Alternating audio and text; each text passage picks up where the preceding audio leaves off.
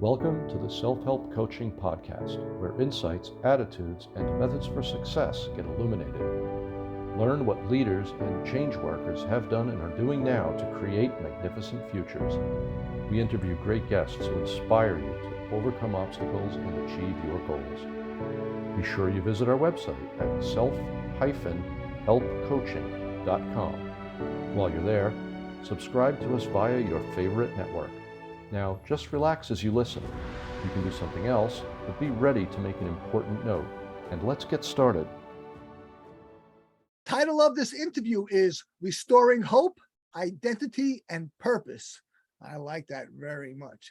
And we're going to be discussing, let me tell you who my guest is, first of all. It's Rob C. Lohman. And we already had a few words before this, and boy, this is going to be some conversation. He's an expert in addiction recovery, and I happen to be a recovered alcoholic and addict, but we'll get into all that.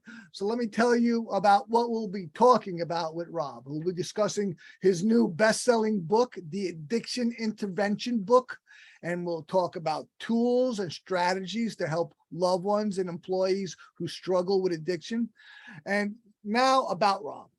He's been sober since 2001. Rob, I got you beat. I got sober in 2000, so I'm all right. Superior. All right, I'll concede to that one. You win. That's good. That's a good win right there. Fantastic, brother.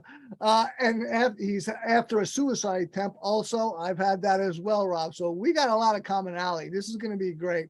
Rob has helped thousands of people find freedom from substance abuse and feeling stuck in a rut, to living a transformed life at liftedfromtherut.com. That's liftedfromtherut.com. He does this through sharing his testimony, his interventions, coaching, speaking, and being the host of both Beyond the Bars Radio and Addiction, Freedom and Faith podcasts. So those are two different podcasts, right? Yep. Two different podcasts. That's right. Rob invests in the lives of those wanting to see positive change, whether it is coming out of addiction, prison, or just wanting more for their lives. He is a dynamic speaker who shares an extremely powerful journey of persistence, faith, and inspiration. I love that. Rob is also the author of the Addiction Intervention book, which is #1 in 14 categories for bestseller and new releases on Amazon. This guy is getting some attention.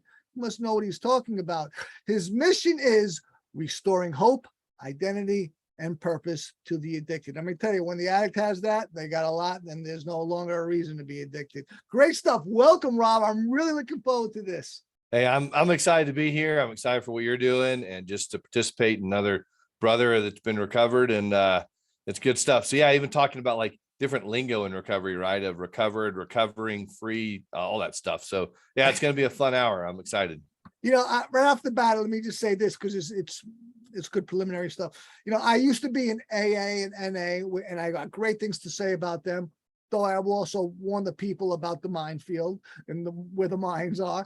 But I got clean and sober, to use those terms, in those fellowships. When I was a life coach, sometimes, I offered myself as a recovery coach. I never hired a client, a client never hired me as that, but I did help with addiction sometimes. But right now I happen to have a nephew is an addict. So of course, I'm helping him as a recovery mentor. And my brother, his father asked, he said, just thank me for my devotion to him. And he goes, and I said, listen, I love him. He's my nephew, but any addict who comes to me and wants to get clean or sober, I'm going to help you. All right. Because that is just, it's like practically the duty of a recovered or recovering addict to do that. Right. It's like, I used to say, perhaps too cynically, that addiction is the disease of selfishness. And that might be a bit too cynical, perhaps not. We're all selfish. We have to be a lot of the times, but not all of the times, that's for sure. But I really want to hear what you've got to say. First of all, tell me about your book. I want to hear about that real quick. Yeah. So one thing that's actually kind of cool, I want to tell you, I have a little free gift for your listeners, because I know some people hop on podcast shows and then they get busy and like, oh nuts, I need to go back and re-listen to that. So I got a free gift for your people. If they go to freerecoverybook.com, they can go get a free book there, free download. It's free recovery book. It's awesome tools. And currently it actually is my best-selling book. It's not a physical book, right? It's virtual, but if they want to go to Amazon, they can buy the physical book and all that, but it's a free download of my book, and they just go to freerecoverybook.com. And so let me understand this. You're offering the ebook version of your book for free to. Yep. So it's not the Kindle version. It's not the paper. It's literally just a PDF version, and people can go do that. And that domain name will change throughout the years, right? So whenever you're listening to this, it could be something else, but currently, yeah, it's a copy of, my new book, the Addiction Intervention book, on Amazon. And it was such a joy and fun time to write this, because, and here's the reason why I wrote it, because, I'm an interventionist and a coach and speaker and podcaster and all that. But in the intervention field, there are a lot of inexperienced people, right? And there are a lot of therapists and counselors that have no clue how to help a client with an intervention. And there's families that have no clue how interventions work, but they know they need one, right? So what I did was actually interviewed a bunch of interventionists and narrowed it down to 10 individuals. They're all posted on the back of the book, but each interventionist has their own chapter in the book. Wow. And the reason is because, there is no one way. As you know, chaos in addiction and mental health, it's all just like a big thing of spaghetti with, pasta sauce and cheese and meatballs. Yeah, it's just a mess. So there's a lot of ways to help people. So that's why I wrote the book. It's an opportunity for me to share my story, my journey of faith, how I became an interventionist, and how I've perfected what I do, but also just a different perspective from 10 other professionals. So we have about 280 years of experience in the book and about 320 years of recovery in the book. So a lot of experience, and it's really, so, I encourage people to go to Amazon and buy a physical copy, take notes, all that stuff, or they can do the ebook, but they can actually go download it now if they go to freerecoverybook.com. That's my gift to your listeners. And now we can get into story and all that good stuff. I thank you very much. It's very kind, very generous of you. I read them all the time, of course. Many of the books that I read on my phone are just PDFs, and I just, I make marks and notes. That's nothing wrong with that at all. It's super convenient. Yeah. So thank you. That's great. And man, all that your book encapsulates that's a lot of people who know what they're talking about, man. That is fantastic.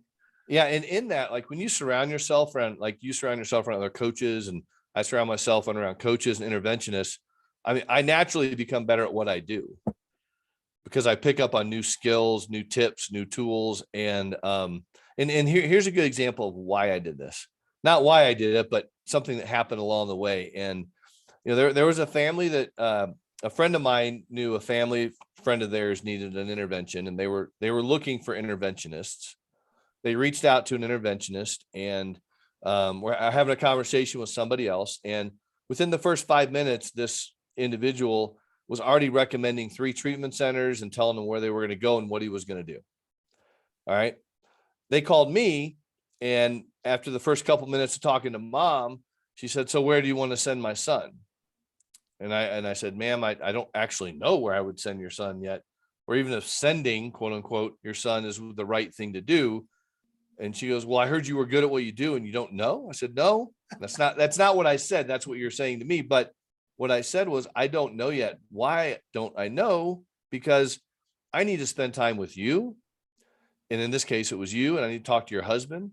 I need to talk to his brother and sister and other people that care enough about your son to get him the help he needs. And then as a team, we're going to figure out which of 3 recommended treatment centers we would like for him to go get help with, or an outpatient program or something." I don't know what the answer is. So, but I don't have like a list of treatment centers say, "Oh, I'm going to send them to this one. Next time I'll send them to that one."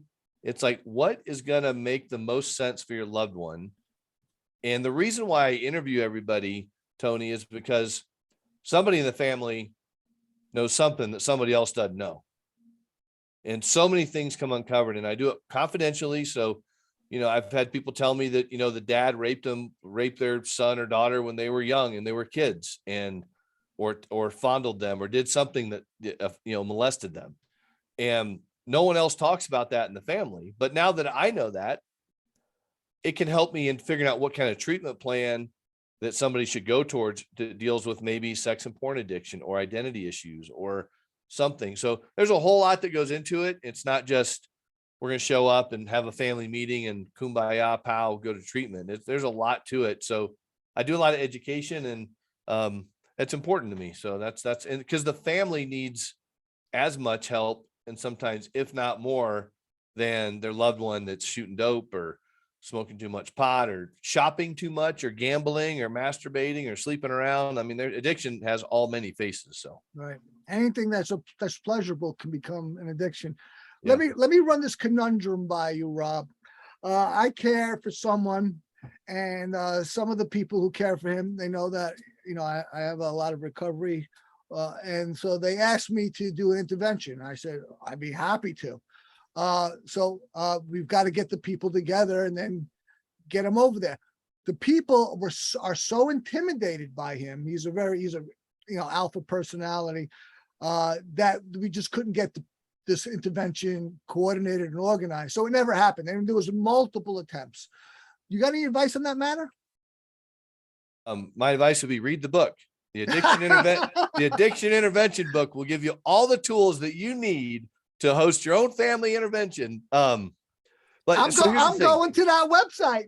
That's right. That's right. You can just go to addictioninterventionbook.com and all that good stuff. So, but that's a great question, because is it possible for a family to do their own intervention? Yes. If you're prepared right and have the right tools in place and the strategies, and you understand what treatment looks like and you do your research, it is possible. Does it help when you have a mystery person in the room? Almost all the time. Yeah. Because they're like, well, who are you? And I'll tell them my quick story. Well, went to prison for a little while, go down the gamut and say, and now I'm here. Why? Because your family loves you so much that they're here. If they didn't, they would just let you fail. So in your situation, the alpha, right, that controls everything and everyone's scared and intimidated by him. Well, I do have news for people. That person is pretty scared inside too. They're just not letting anyone see it. So it's great when the stoic male or female, successful business person, cracks and breaks down in the intervention and starts crying. And they're just like, I can't do this anymore. And so inside somewhere they want help, but they're just too prideful to help. They're too prideful to ask for the help because, well, what do you mean? I got my business is running great. My wife's got my husband's got everything he or she wants. The kids are good. They're going to college, it's just kind of this posture. And it's like, yeah, but no one knows you. And the question is, don't you want to be known? Back to the hope, identity, and purpose thing. Don't you want people to really know who you are instead of the facade you put on? So in your situation you're asking about, go read the book. And I'm going to do that. But family, it's interesting because you could say everything I would say to this loved one you care about, but they hear it from me and they're like, oh, wow, I never heard that before.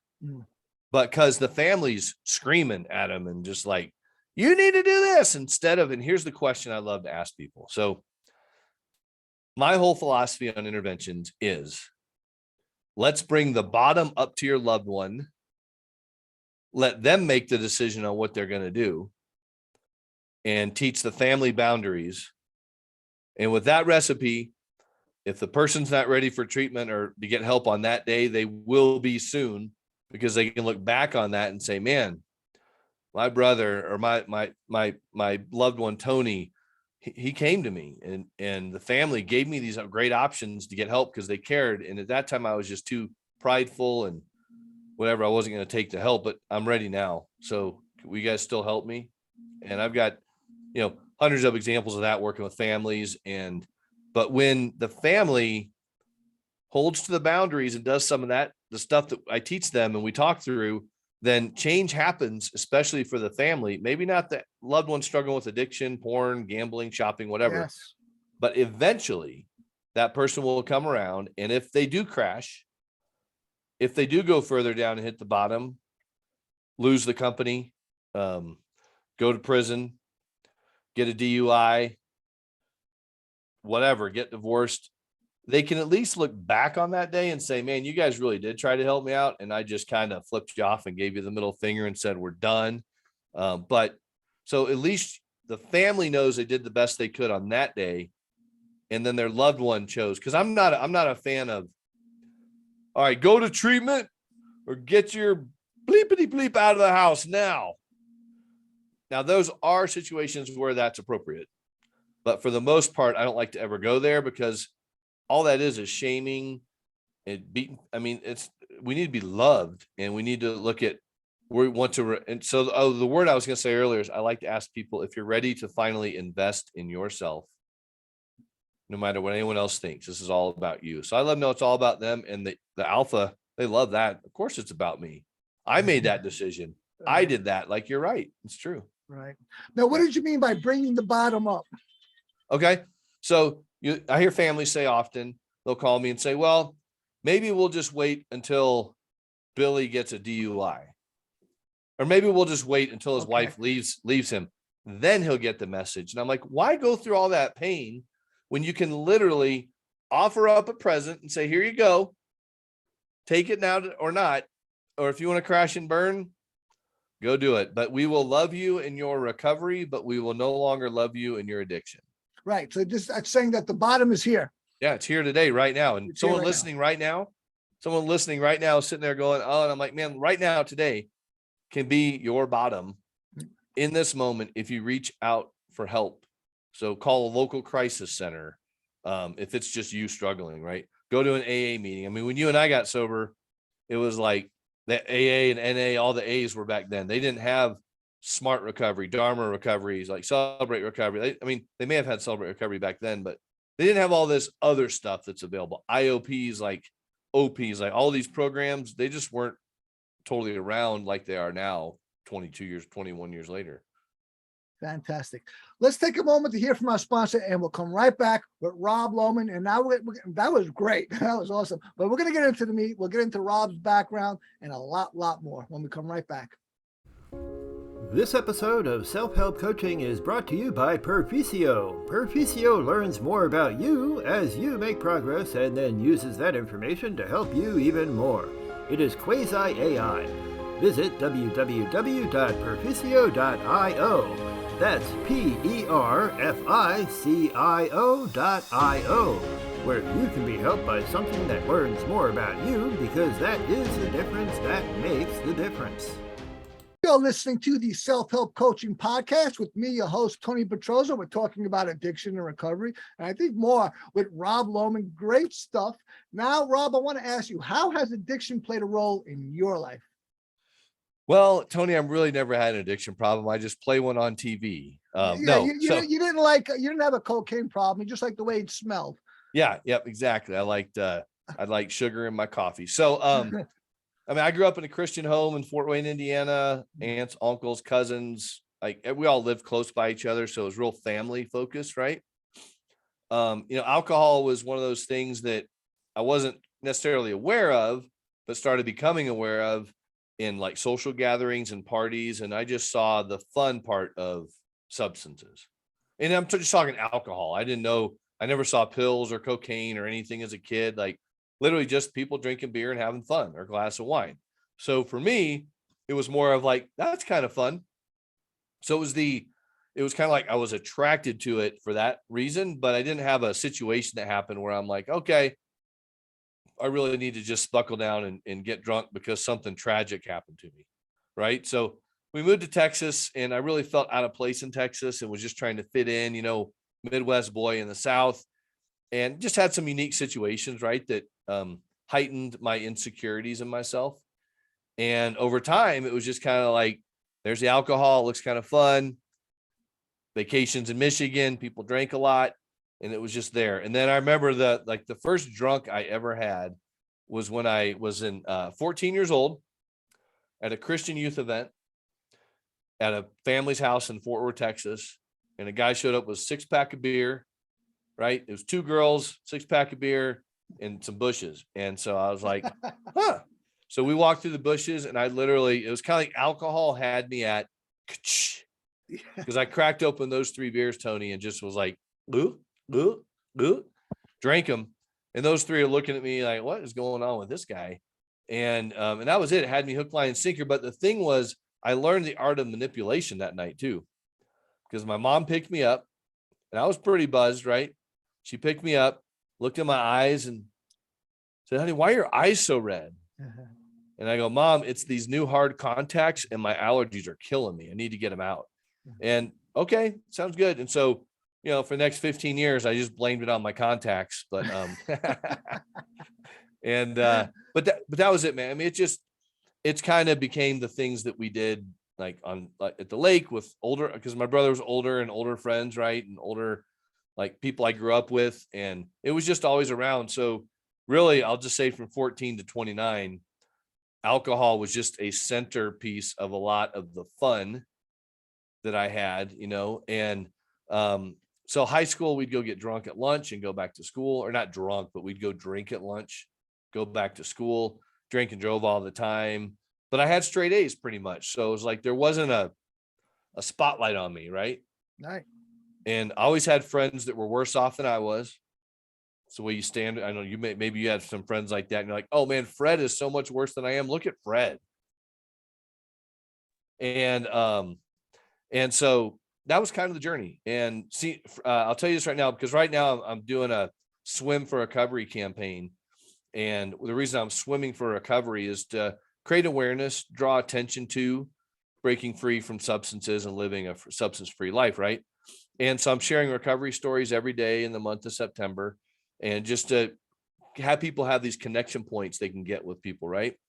And I did that because swimming has been a big part of my mental health since I got sober. It was a big part of my addiction because I swam all the time on swim teams. And senior year, I quit swimming instead of quit drinking just because it was taking over. And I don't know if I could have been like an Olympic swimmer ever, but I was not a bad swimmer. I was pretty good. And so that was just one of the things I sacrificed at a younger age, is alcohol took over and instead of swimming. So that was part of my pain early on. In relation, I trace my genesis to my addiction to my father leaving home. And I say that with any blame I had for him is I've forgiven him, and I realized that there was really nothing to blame as I matured. My father did the best he could with the resources he had at the time. That all said, I was very into scouting, but after he left home, there began the sense of inadequacy. That was it, and that's at the root of almost all addiction, if not all. But I had a great sadness, and later on that sadness became a great rage. But I was disconnecting from the world. I was a great scout, very into scouting, and then I quit the scouts. The scouts tried to get me. I was like, no, I lied about, I can't, So I started withdrawing from life. Yeah. And boy, that reconnecting with the world and life is a critical part, has always been a critical part of my recovery. Yeah. And recovery is so key. I mean, especially now, because and we'll get to this a little bit later, but I had a mental breakdown in recovery, year 11 of recovery, that sent me to prison for a little while.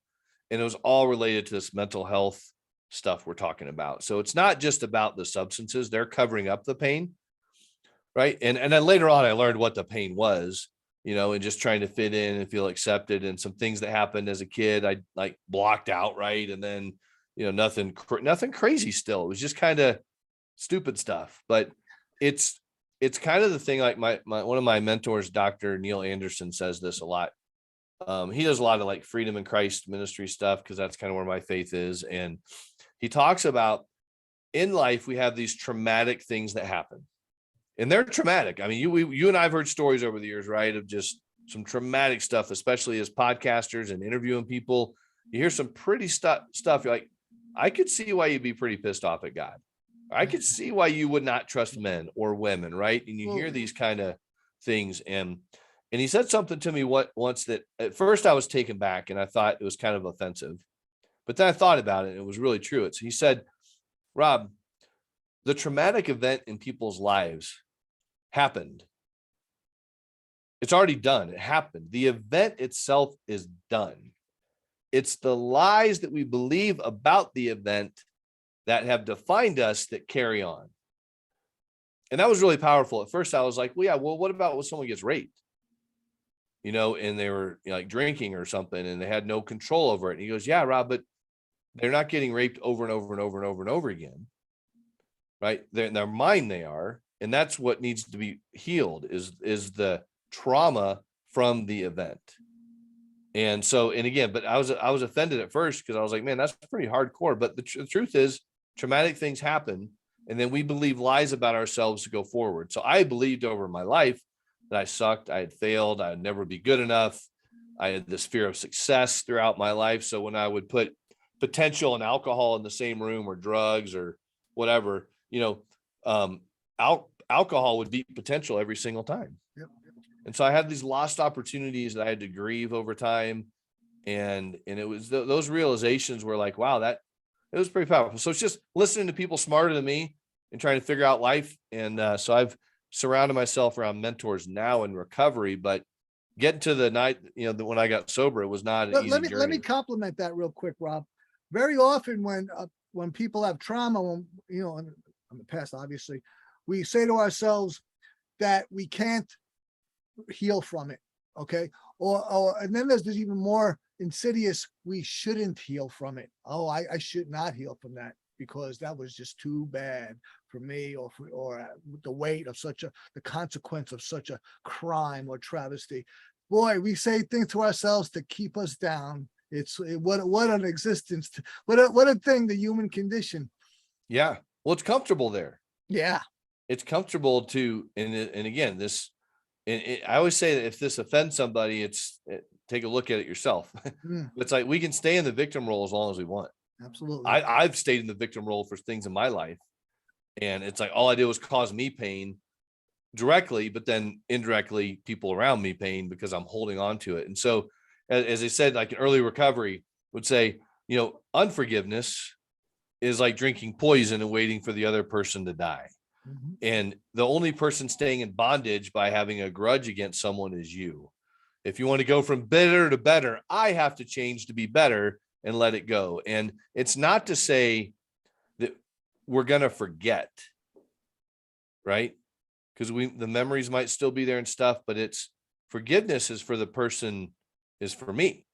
Absolutely. Me forgiving someone, it's for me, and however they receive it is how they're going to receive it. So, but it's the illusion of control, right? We try to control things and we can't. And that's, you know, as we talked about before, and that's what led to my suicide attempt in 2001 before I got sober, was because I believed a lot of lies about myself.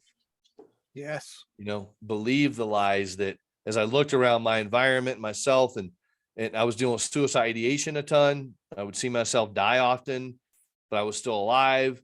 And it was just building. And I hated who I saw in the mirror, you know, and it was just self-loathing and self-contentment and, you know, depression and anxiety. And it was just all these things that were going on in my life, but I didn't know what it was. It was just something that totally sucked and was awful. And I wanted out. I wanted out of the pain. Absolutely. You know what I found, that the universal lie that addicts subscribe to, and many more, is that I don't deserve better. That's the universal lie. I don't deserve better. No matter what I'll tell you, I'll put this mask on and tell you how great I am and how you should do all these great things for me. But inside, I don't deserve better. And that's the great lie that we have to unbelieve, all of us. Yeah. Well, that's the unworthiness. That's why I speak a lot about hope, identity, and purpose. Right. Because see, someone who's dealing with suicide has lost some of that, a lot of that, probably most of that. And for me, I mean, I drank and drove 8 nights a week, Tony, and I was gambling like crazy, and I'd close the bars down and drive 2.5 hours, do a casino and a blackout, have no clue I even went. And so I really hated Rob. I hated what Rob was doing. But outside, like you were saying, outside, the mask was like, hey, Rob's fit. He's good looking. He's got a job. He's got a career in real estate. He's got girlfriends.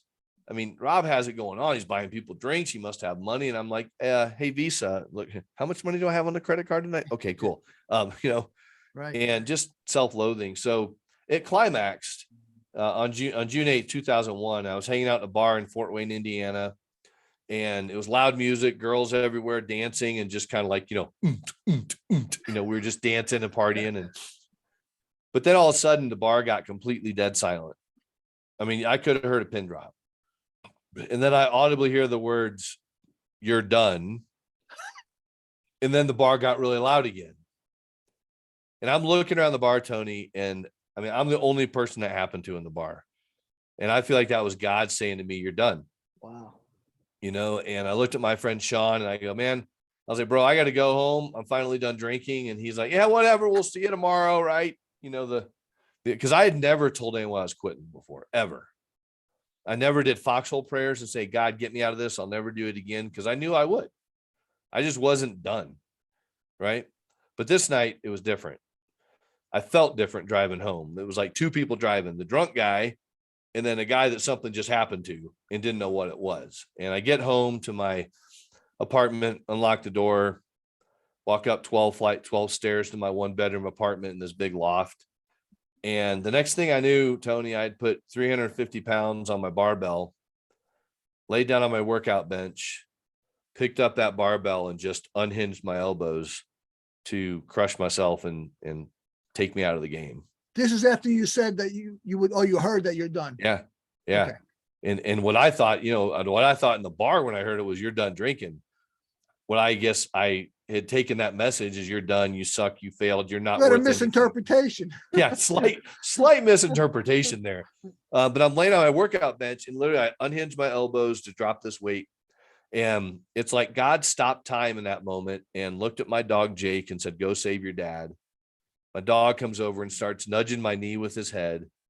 And it's kind of those deep, wise eyes of an animal. And it's like, "Who's going to feed you tomorrow morning?" was my first thought. And his eyes were deep. And meanwhile, this is like, lightning speed of time, because I currently have this barbell hanging over my body that I can't even hold up. But what I believe is that God carries the weight of the world. God was carrying the weight of my pain that night. And that visualization, right, was like, "Okay, are you done?" And I'm like, "Holy, like, who's going to feed you tomorrow? What about my mom, my dad, my brother?" Like, all this good stuff's flowing through my brain now, memories. And God puts that barbell back on the rack. And it was in that moment, like I can hear the metal hit metal, but my whole life changed right then in that moment. And I slept in peace for the first time in decades. I mean, decades. Oh, that's great. Yeah. Let's take a moment to hear from our sponsor, and when we come back, we'll be talking about a lot more. But I'll briefly go into my bottom and my suicide attempt, just so I won't be outdone by you, Rob. Great stuff, Rob. I'm loving this conversation. We'll come right back with Rob Lohman. This episode of Self-Help Coaching is brought to you by Petrozza. Poor finances are the leading cause of stress, divorce, and general troubles. Financial managers, coaches, and consultants are great, but responsibility rests with you. There are new answers. Visit www.perficio.io. That's PERFICIO.io, where you can truly learn the foundational attitudes and methods of accruing wealth and staying wealthy. You're listening to the Self-Help Coaching Podcast with me, your host, Tony Petrozza. We're speaking with Rob Lohman. We have a lot of commonality, and this Rob has got a lot of knowledge and expertise, and he's sharing with us about his own personal story. He just talked about, would you say that was your bottom? That was my bottom with substances. I had another bottom later, mental health wise, 11 years later. But from that point forward, and I was a guy that could drink like 2 bottles of scotch in a day, sales and marketing type stuff. But from that moment forward, God completely removed my desire and obsession to ever take a drink again. And I've not had one craving, not one craving in 21 years, even with going to prison and all this crazy stuff that happened later. But that's relatively rare, Rob, I think. It is. Yeah. Now, well, my bottom, I heard the news of the death of my favorite person in the world, my sister. She was killed, ironically, by a drunk driver. And that's when I said, I'm done. God, I didn't hear "you're done." I heard "I'm done." And it was my own voice. And that's when I took all the suggestions that I wouldn't take. I took them all and I Mm. never had to use again. And that was my bottom. And that's not an uncommon story. Very much more, most common is that people, to their own actions or to the actions of somebody else that affect them directly, it feels so much pain and decay. But for me, it was just hearing the news of my sister. That Yeah. was my bottom. But let me tell you about my suicide attempt. Is when I was staying away from drugs as best I could, way preceding that bottom. But life had become too painful for me. It's psychically painful. And I put a gun to my head, the muzzle resting on the temple, finger trembling on the trigger. And I said, God, is there anything? I was looking in a full length mirror, naked. I was in better shape than if you want to visualize it. and I said, God, is there anything else before I pull this fucking trigger? And I'm not saying I heard the voice of God, but I heard there was something that told me, put it down. And I put it down. I laid in bed for 3 days, phone ringing off the hook, tapping my feet together obsessively for 72 hours, if you will. Not the heels like Dorothy and the Wizard of Oz, but the balls of my feet, until my mother came over finally and said, everybody's trying, people are trying to get a hold of you. What's going on? And I said those magic words I never uttered before. And that was, I need help. And that was the beginning. And I was already had an attempted recovery. So it took me 8 years to finally get successful in recovery.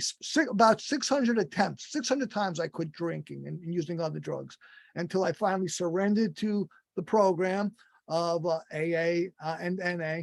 And I endorse those programs. But like I said at the outset, there are things to watch out for. Yeah. But great stuff, man. It's and of course, you're an interventionist. You probably have worked with rehabs and detoxes, and I'm not against those, but in my experience and observation, a person gets or stays clean or sober when they want to more than anything else. They'll do it, and when they don't, they're going to continue with the shenanigans, because the problem is yourself, not yourself as a person, because it's the lies that you say about yourself, as you already talked about. It's your own thinking. That thinking must change. That's the culprit, not you, the person. The thinking of your brain, of your mind. That's the problem. Yeah. And just retraining your brain. I mean, that's why there's so much talk these days about neuroplasticity and neuroscience, and just kind of, CBT, all these different therapies and things to help really rewire the brain. And because that's why, my business is called Lifted from the Rut, which is what God gave me when I went to prison, as a name of something I would do later on in my life to help lift people out of their ruts. And that's what we get in with our addictions, is we get in these ruts of just kind of like, hey, bro, just drive the next street over. There's no liquor store. And quit going down the street where there is one. It's like, but my car just automatically ends up in front of the liquor store every single day. And that was one thing a buddy of mine said. I was trying to quit gambling, which quitting gambling was, being freed from gambling was so much harder than substances for me. Wow. Because gambling is a process addiction, right? Because you don't have to put a chemical in your body to gamble. It's about dopamine and just dopamine depletion and synapses not firing and brain chemistry and all this stuff, right? And when you love gambling, like risk taking and adrenaline and impulsivity, gambling's a great fit for that. And it's even tied to the same part of the brain where sex addiction, porn addiction, and food addiction, shopping, gaming, they're all tied to the same part of the brain, because again, we have to eat food if we have a food addiction, but we have to learn how to have a healthy relationship with food. We have to deal with money because we got to pay bills, we got to earn money, we got to do life right, but we have to have a healthy relationship with money. And it's like sex and porn addiction. I mean, God created us to be fruitful and multiply and to have children and grow and nurture and be in relationship with people, but we still have to learn how to have healthy relationships with people, right? So some of those things are harder. And when people break free from substances, then the real work begins. And then other things come up, like the cornucopia of addictions. And, and that was a continual part of my journey. You asked about like my bottom, and I feel like I've had two of them. One, substances, right? And two, mental health. And you said you were 11 years sober when you had that mental health breakdown? Yeah, I would say 11 years without substances, because sobriety is up for debate, right? Because what really is sobriety? Is it abstinence or what is it? But right, for me, I was single when I got sober. Were you single when you got sober or no? Yes. Okay. And then later on, I got in a relationship with my wife, right? And then I had kids and I had a business. Life got busy. Like, I'm too busy to go to meetings. Tony, I'm too busy. Tony, I'll catch you next week. I'm too busy. Thanks for the call, Tony, but I'm too busy. Can't make a meeting this week. And, but what I thought I had really strong faith, but it was really shallow roots of my faith. So fear became faith. Scarcity mentality took over abundance. And over time, I just kind of broke down. I started dealing with suicide ideation again. You suck, you failed, you'll never measure up. And it was like outside messages coming in that I took in as truths about myself, instead of what God really says about me, like my true identity. I took on other identities that says, no, you failed, you suck, you're losing your business, loser, and all that stuff. So suicide was huge. I haven't shared this in a couple interviews, but it was so bad one night, and I don't know where this came from, Tony, but I was looking at all these piles of paper in my office and I was paralyzed. Like, I literally could not move. I didn't know what to do. I was sitting in my office. I'm like, I got to get some work done, but I was overwhelmed by the piles. I had some OCD I didn't know about. So I was overwhelmed by piles. And all of a sudden, out of nowhere, I literally took my fist and I clocked myself in the side of the head. And I literally had like a flash of light, like getting punched. And I hit myself hard because I hated myself. And I started beating myself up.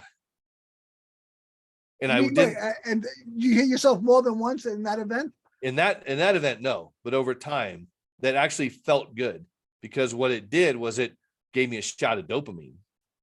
And then I could function, because I was still gambling a bunch.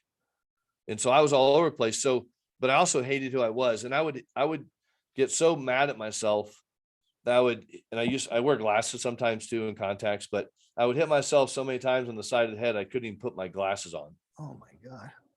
No one ever knew that. Didn't you ever hear of balancing it out? You got to give yourself some lefts too, Rob. Yeah, I was like, boom, boom, boom, uppercuts, and it was like a game show, right? And it was so scary, man. I lost my insurance agency at the time due to sales and production numbers. My wife quit her job. We were in a really bad place. I hated who I was. I was gambling like crazy, and I snapped in February 2011 or 2012. I just snapped one night, up late, had a mental blackout, and lit some boxes on fire on my covered patio. There's a lot of detail in there, just shortening it up for your show. But I set some boxes on. Do you attribute that to a loss or decline of recovery, or something else, maybe peripheral or direct? So I relate it to, okay, I look at this. A guy's brain is like a waffle. We put work over here, recovery here, relationships here, money, like compartmentalization. Yeah, totally. And then imagine that waffle becoming a pancake all of a sudden with syrup, and everything just melts. Okay. That's what happened to me that night. Excellent metaphor. And I just lost it. You just lost it. You just out of character moment, and set some stuff on fire on my patio, and I couldn't stop it. And nobody got hurt, thank God. It was a townhouse community. Wow. Lost pretty much everything. Ended up, long details there, but lied about it, confessed to it, got sentenced to prison, looking at 2 years of work release to 56 years in prison. And God did some amazing miracles in that. And that was in 2013. Wow. That's fantastic. Let's take a moment here from our sponsor, and then we're going to get into your program. I want to talk about Chameleon and your program. Great stuff. Thanks a lot, Robert. Really, I'm really behind in my structure of this interview, because we're having such a wonderful organic conversation. Yeah. Packed with, I think, very valuable information. But if we want to extend this conversation, then we will. It'll be our agreement. But I'm thoroughly enjoying this discussion. We'll come right back with Rob Lohman. This episode of Self-Help Coaching is brought to you by Proficio. Ever heard of accelerated learning techniques? What if you learned more deeply than ever before? What if you remembered what you learned far better than ever before? Visit www.proficio.io. That's proficio.io, where you can understand perhaps better than ever before. You're listening to the Self-Help Coaching Podcast with with me, your host, Tony Petrozza, having an awesome conversation with Rob Lohman. Okay, Rob talked about some of the things that happened to him. Now let's get into him as a recovery expert, if you will. Now, describe what it means to live the life of a chameleon. Okay, that's one of your terms. Yep. I like this term. Elaborate, please. Yeah, I'm working on a whole theory about this, so stay tuned for future information. But okay, great. So we think about a chameleon, right? And what do chameleons do in their environment? They match. They blend in, right? You can't tell difference from one to the other. And that was kind of like my life. It's if I needed to act differently on the swim team versus talking to grandparents versus talking to the police as I'm in trouble to whatever, I could just blend in and fit in and really kind of manipulate the situation so I'm undetected. And that's kind of, and over time though, as a chameleon, you don't really know who you are. Am I red? Am I black? I just went by a yellow sign. I turned yellow, but a minute ago I was green. And so you lose your identity, in my opinion, living this chameleon lifestyle, which is why I'm so passionate about identity. So that was kind of like my life. I looked like I had it all together. I had 20 masks I wore. I fit in and just had no clue who I was until, you want to know where I found out who I was, Tony? I found out who I was in prison. Oh, wow. Wonderful. I was looking at 2 years of work release to 56 years in prison. You got humble. Yeah. Got a third. Well, I had humble, but I had time. So I went to prison on a 5-year sentence. I had 2 charges totaling 13 years. But while I'm sitting in my cell, I'm just like, I got time. So I just read books. That's what prison gave me, was time. While my wife was home being a single mother, trying to figure the kids out. They were 3 and 5 at the time, and just did an amazing job with them and stayed with me. And we're working through stuff still and just kind of, collateral damage. Right. But while I was gone, I just studied, and I'm like, I got to figure out who the heck I am. And so I studied. I've been a Christian my whole life, but my actions didn't show it. Right. So I actually read the Bible from front to back. I was listening to radio and it said, hey, and this ties into what I do now.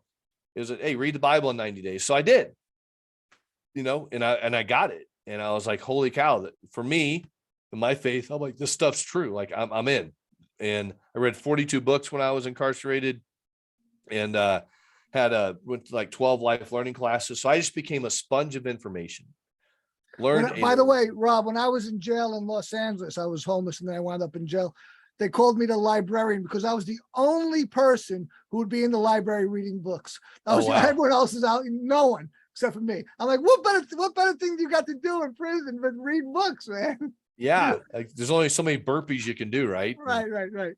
And it was that thing. I actually have my prison box right behind me here, and I was reading through that, just the wonderful notes and things that people supported me and everything. But while I was incarcerated, I just started listening. I was like, God, how do you want me to use this? Because I'm not going to waste this. And I just started drawing, and it was like, I'm a bubble guy. So when I do coaching, I'm all about bubbles. Like, you want to do this thing in the middle? Let's draw a circle. And it was lifted from the rut. And then what does that look like? Well, I want to write books or create programs, and I hadn't done any of this stuff before. So I just started drawing these bubbles. And then if I want to write a book, well, how do you write a book? Well, you got to do this and this and this. And then those have bubbles. So it's kind of like, where do you start? Right. But all of that, writing it down on a piece of paper, you had to order off of the canteen and get your paper mailed to you, sent to you in the gym, and go pick it up. And I just started writing in there, and it was like, I just wanted to help people. So lifted from the rut is that. And then it was writing a book. Well, I now have the addiction intervention book, create programs to help people. Well, now I do coaching for people with coming out of addiction. I don't coach anyone in active addiction. It's like, there's free programs out there. You can go to AA. It's free. It's simple. Smart Recovery, Celebrate Recovery. Like there's, if you have no money, there's, crisis center programs. There's all that, right? Because I'm more of like a professional coach. So when people have a little sobriety under their belt, they want to get their life on track and how much sobriety would you say? People that it goes back to desire, but I have found that people have like at least like 6 months of sobriety. They've got a taste of, because I'm big on counseling, coaching, and community. You gotta have all 3 of those. It's like the 3-legged stool. If you get rid of one of those, your balance is off. So coaching, counseling, and community, I have an online course called the Trifecta of Recovery, and it's just a cool course. What's the 3 points? So it literally is just the coaching, counseling, and community. And within that, I break it down on how to incorporate that into your life, because we have to understand from where we come, but we don't stay there in a victim mentality, right? Like you said earlier, we have to understand it, but we also have to have community that we can enjoy the present, but coaching is going to help us see the future and where we want to go. Absolutely. Right. It's like past, present, future. And one of my friends said once, he goes, well, you know, Rob, he was an older guy. He goes, and you probably heard this too. It's like, you know, if you got one foot standing in the future and one foot standing in the past, you're pissing all over the present. And I was like, you're right. And so how do we enjoy the now? But I also do a lot of coaching with people that want strategies on building their businesses and say, hey, I want to grow my podcast. I want to write a book. I want to create a coaching program. I want to do this. So I'm taking the, tens of thousands of dollars I've invested in coaches that have taught me, and then imparting that wisdom onto other people that want to do something with their life now. Like they're sober, or they're in life transition. They just got a divorce, or they got married, or wherever they are in transition, and say, or they just say, I just want to start a business.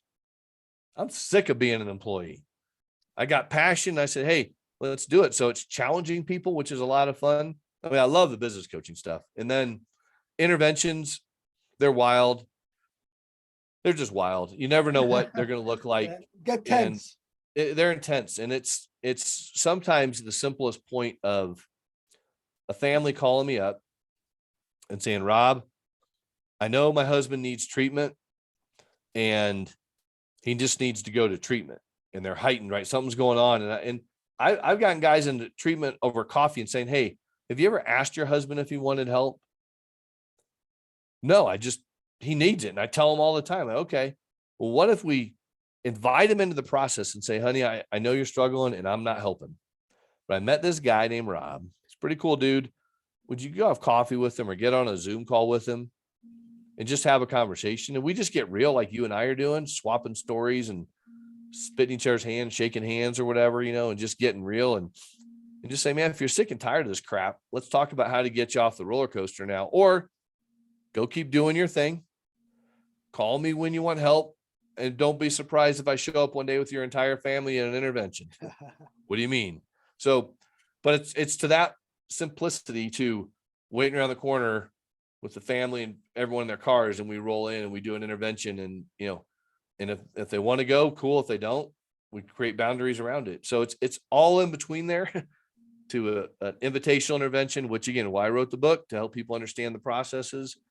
And so between, and I have a couple, so I do have balance in my life, whether people believe it or not, between 2 podcast shows, coaching, interventions, and doing the Swim for Recovery thing I'm doing. And not to mention author. Yep. And, but I have a nonprofit side to what I do. So that's great. I mean, literally if people went to swimforrecovery.com, they can see Swim for Recovery, right? Yeah. They can see everything I'm doing, and I'm earning it. Like I'm busting my butt, swimming a mile a day. I'm not just asking for handouts, but the reason I build the nonprofit side, I have what's called a business tree, a business ministry, business tree, I call it. Well done. Like that. And, because there are people that need help. They can't afford it, but they really want it. I mean, Tony, they want it, but their family's burned out and stuff, but I can tell they want it. So if they need like a sober living help, a scholarship or counseling or therapy or something like that, will help them, but also it goes to support all the programs and things that I do, from events to podcasting to advocacy work. And so all the funds that are donated go to help people in a variety of ways. Rob, you're the man. I love your activities, man. Great to see.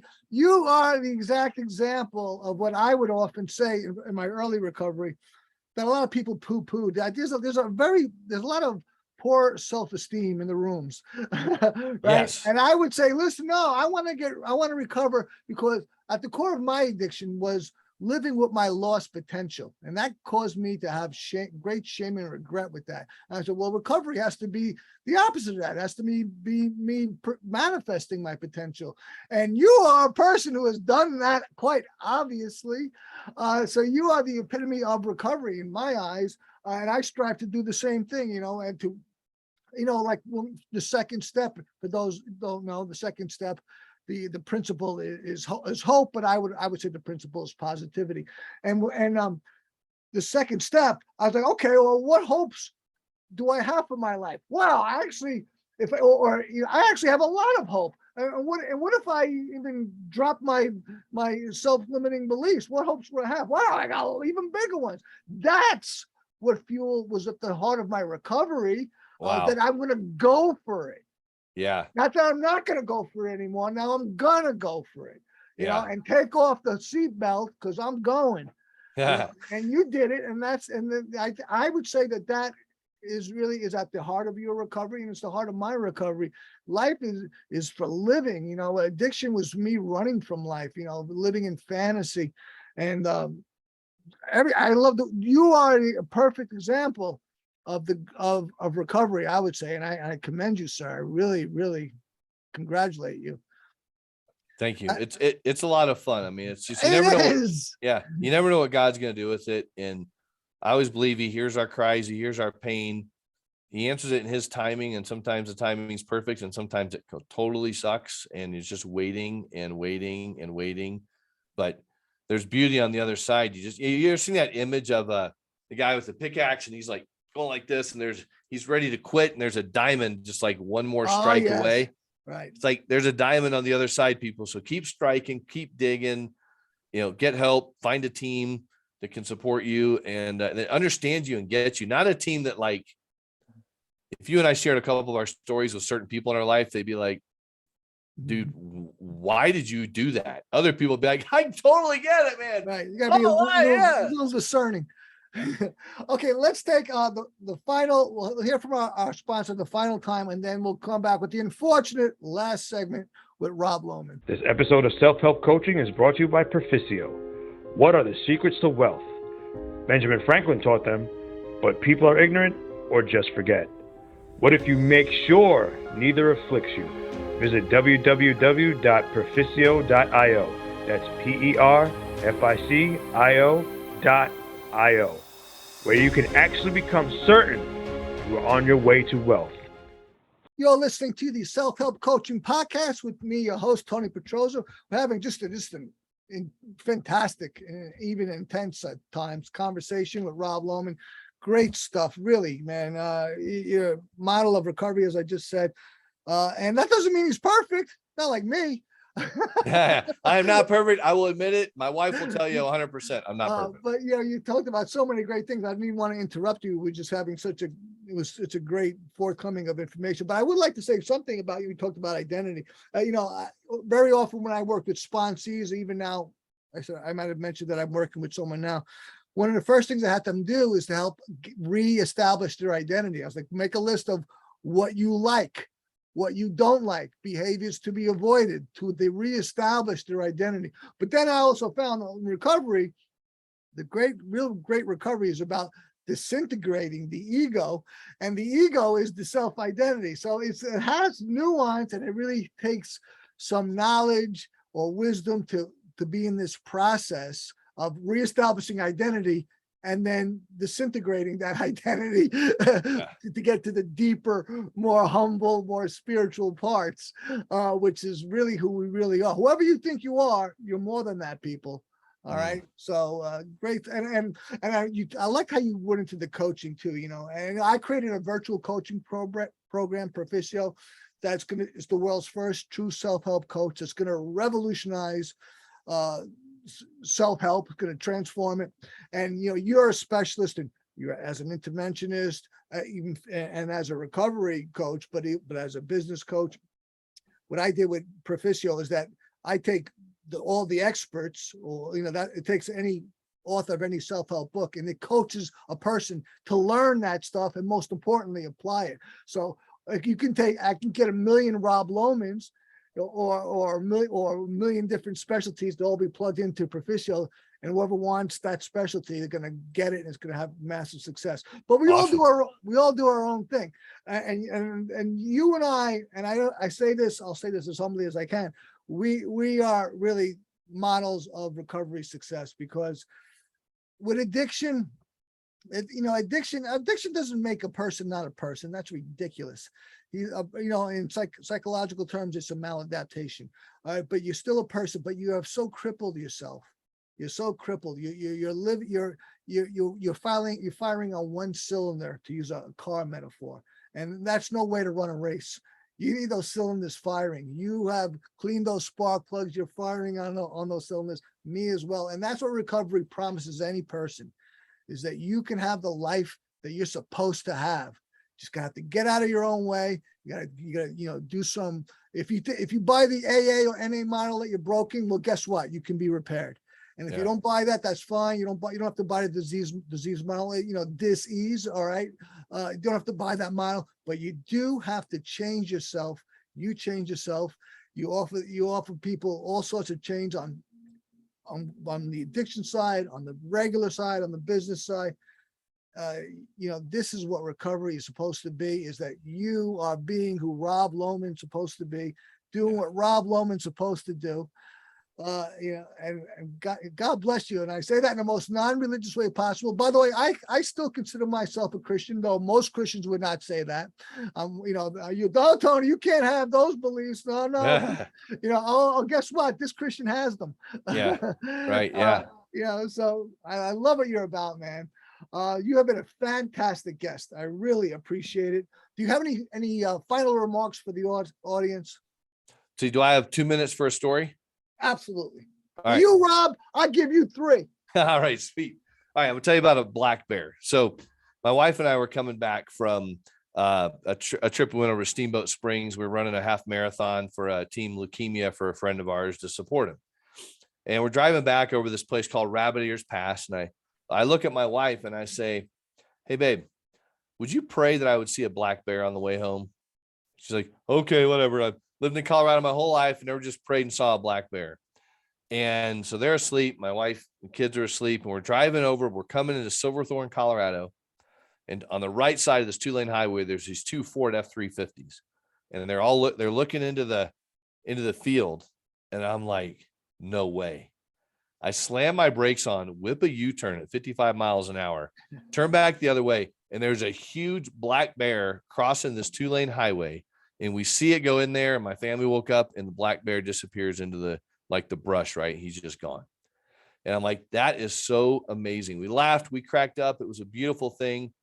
And a couple months after, my wife, she bought me this black bear. So I know if you're not on video, you can't see it. So she bought me this black bear, and it talks about that God cares about the small details of your life. He hears your cries. He hears your pain. And so it's the reminder that no matter what you're going through, there is a way out, and somebody, whatever you believe in, something out there is listening to you and hearing that you want help. And if you do, there is help that's possible. And just know that these little black bear stories can be all part of your recovery, that little things will happen and you're like, oh my gosh, thank you for that answer. And that's kind of like the proof that there's an answer somewhere. It may not be when you want it. It may not be next week. Recovery talks about the fear of financial insecurity will leave you. It doesn't say you're going to be rich. It says the fear is going to be gone. So find something that's going to ground you and figure out who you are. And from there, you can go forward and do anything, because if anything comes against who you are, then it's wrong. It's false. It's a lie. If something says you suck and you know you're awesome, then the thing that said you suck is wrong. If it says you're going places, you're going to do great things, and something says you're not worth it, you'll never measure up, well, then that's wrong. So believe the positive things going on, and just don't stay stuck in the rut, man. Just get out of it. Absolutely great stuff, man. You've been an awesome, truly awesome guest. You've delivered such great content. You offer people so much. You're outstanding, great stuff. And I got the feeling, Rob, that this is the beginning of our relationship. Yeah, we're going to do some other stuff together for sure, but it's the way it starts, right? You get to connect with people and do other big things. So we'll definitely be in touch and do some other things together for real. So I appreciate you. Thanks for all you're doing. You're quite welcome. And remember, everyone, we're all responsible for ourselves, and we could all use a little help. With that, we'll see you on the next episode of the Self-Help Coaching Podcast. Thanks again, Rob Lohman. Talk to you later. Thank you for tuning in to the Self-Help Coaching Podcast, where insights, attitudes, and methods for success get illuminated. Learn what leaders and change workers have done and are doing now to create magnificent futures.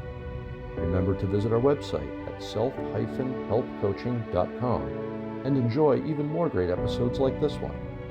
Again, while you're here, subscribe to us via your favorite network.